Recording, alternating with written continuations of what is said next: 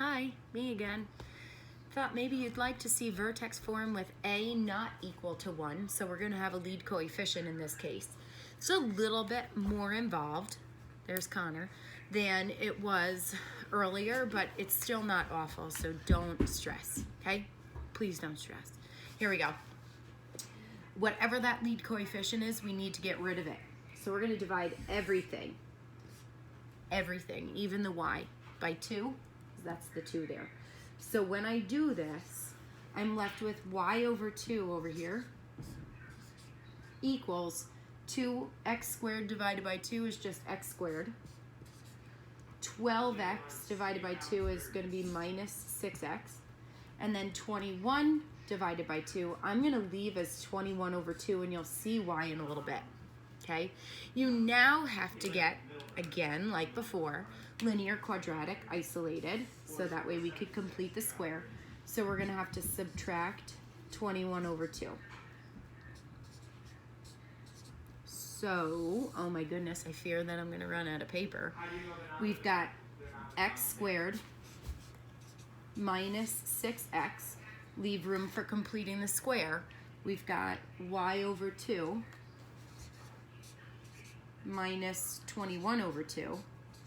And then leave room for completing the square again.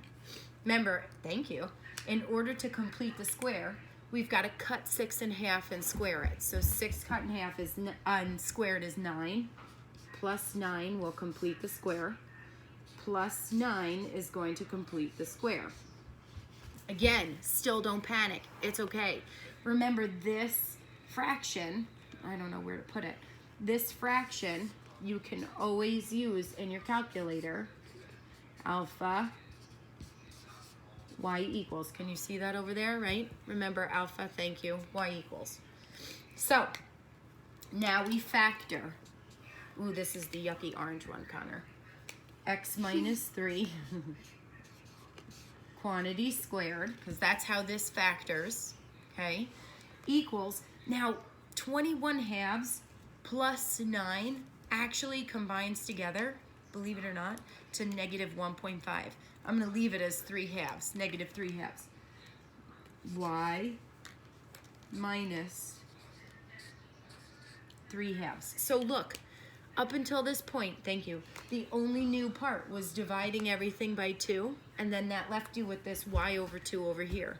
But don't worry, it's okay. Oh, and actually, look at me. I forgot to keep it y over 2. Okay, so now we add 3 halves to both sides because we want to get the y by itself. Add 3 halves, add 3 halves. Okay, you're looking at, this is y over 2. Connor, they can't see. Y over 2 equals x minus 3 quantity squared plus 3 halves. Now, I know you're wondering, how am I going to get rid of that divide by 2? What's the inverse of divide by 2? Oh, that's right, multiply by 2. Really, that's funny. See, he's laughing at my jokes. Multiply by 2, multiply by 2, and this last one, oh crap, you can't see it, multiply by 2. Okay? So now you've got y equals, or f of x, or g of x, or h of x. Y equals 2 x minus 3 squared. Look at this. Plus 2, or times 2 divide by 2. That cancels, or that would be 6 over 2, which is just plus 3. Okay? So I bet Connor could even tell you what the vertex is. Okay, I don't think Grayson could, but I know Connor could. The vertex of this, remember, is the inverse of the inside, okay? So Connor, what's the opposite of negative 3? Positive? Yeah. And then the same as the outside, so there's a positive 3 here. Axis of symmetry is x equals 3, okay? This 2 out in front, okay, I mentioned it earlier, or the last video. That 2 out in front is going to make your quadratic fatter or narrower, right? It's going to stretch or compress vertically.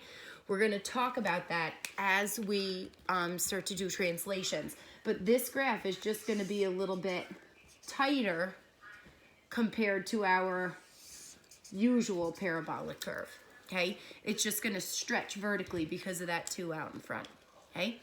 Thank you. Have a good day. Be good. Stay well.